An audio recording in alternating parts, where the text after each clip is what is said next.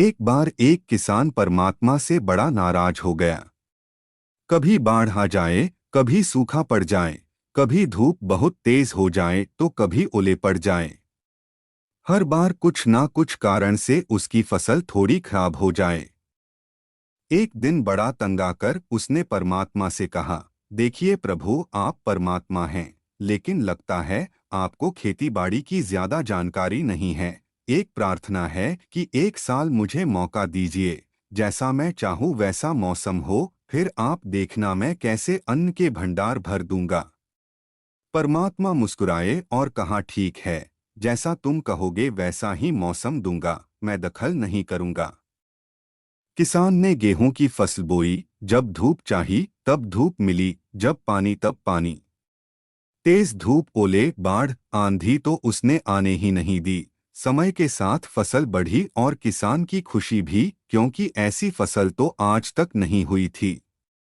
किसान ने मन ही मन सोचा, अब पता चलेगा परमात्मा को कि फसल कैसे करते हैं। बेकार ही इतने बरस हम किसानों को परेशान करते रहे। फसल काटने का समय भी आया। किसान बड़े गर्व से फसल काटने गया, लेकिन जैसे ही फसल काटने लगा, एकदम से छाती पर हाथ रखकर बैठ गया। गेहूं की एक भी बाली के अंदर गेहूं नहीं था। सारी बालियां अंदर से खाली थी। बड़ा दुखी होकर उसने परमात्मा से कहा, प्रभु ये क्या हुआ? तब परमात्मा बोले, ये तो होना ही था। तुमने पौधों को संघर्ष का जरा सा भी मौका नहीं दिया। ना तेज धूप में उनको तपने दिया, ना आंधी ओलों से जूझने दिया। उनको किसी प्रकार की चुनौती का एहसास जरा भी नहीं होने दिया। इसीलिए सब पौधे खोखले रह गए। जब आंधी आती है, तेज बारिश होती है, ओले गिरते हैं, तब पौधा अपने बल से ही खड़ा रहता है। वो अपना अस्तित्व बचाने का संघर्ष करता है।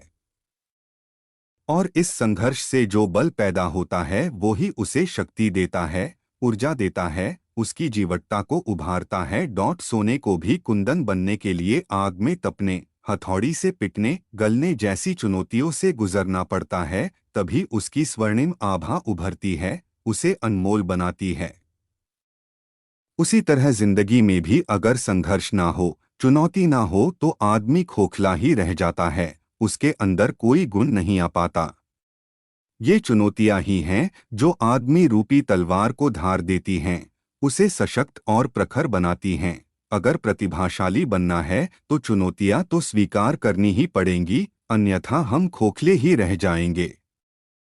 अगर जिंदगी में प्रखर बनना है, प्रतिभाशाली बनना है, तो संघर्ष और चुनौतियों का सामना तो करना ही पड़ेगा।